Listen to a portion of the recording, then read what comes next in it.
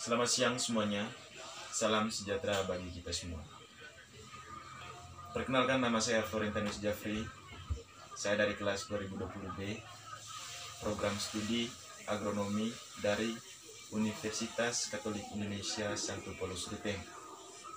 Pada kesempatan ini, saya akan mempresentasikan tugas PIP atau pengantar ilmu pertanian, yang di dalamnya tentang unsur-unsur pertanian yang berkaitan dengan lokasi di Manggarai. Oke, langsung saja kita simak video saya berikut ini. Unsur-unsur produksi yang sesuai dengan daerah di Manggarai. Yang pertama, proses produksi. Dalam proses produksi terdapat implikasi bagi pengembangan pertanian. Yang pertama, petani memerlukan tempat yang tersebar luas.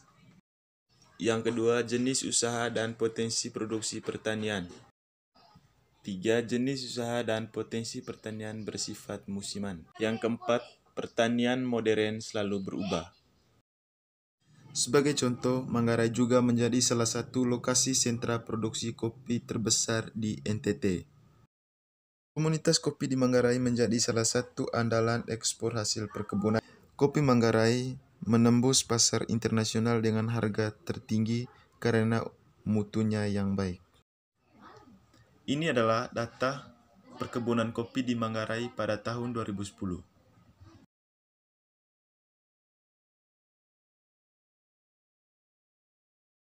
Unsur yang kedua adalah petani. Ada 3 peran petani dalam pertanian, yaitu 1. Petani sebagai tenaga kerja. 2. Petani sebagai manajer atau pengelola. 3. Petani sebagai manusia. Di Manggarai, orang lebih banyak menanam padi, cengkeh, coklat, kopi, kemiri sebagai hasil bumi yang dapat menghasilkan uang yang berlimpah.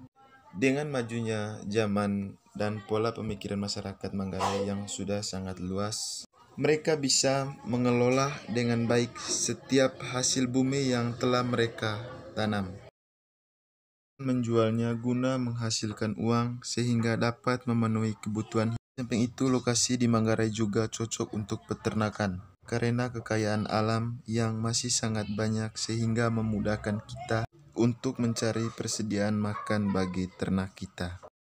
Unsur yang ketiga adalah lahan. Lahan adalah di mana petani melaksanakan usaha taninya dengan tujuan untuk memenuhi kebutuhannya. Di daerah Manggarai pada umumnya setiap keluarga sudah memiliki lahan pertanian atau kebun sebagai tempat pengelolaan tanaman. Karena sebagian besar penduduk Manggarai merupakan petani. Unsur yang keempat adalah usaha tani sebagai perusahaan. Adalah kegiatan usaha tani yang merupakan aktivitas perusahaan pertanian. Dalam arti petani dalam melakukan usahanya berusaha agar hasilnya banyak atau meningkat, sehingga selain untuk memenuhi kebutuhan konsumsinya, juga dapat untuk memenuhi kebutuhan lahannya. Semua langkah dikerjakan didasarkan atas pertimbangan untung rugi.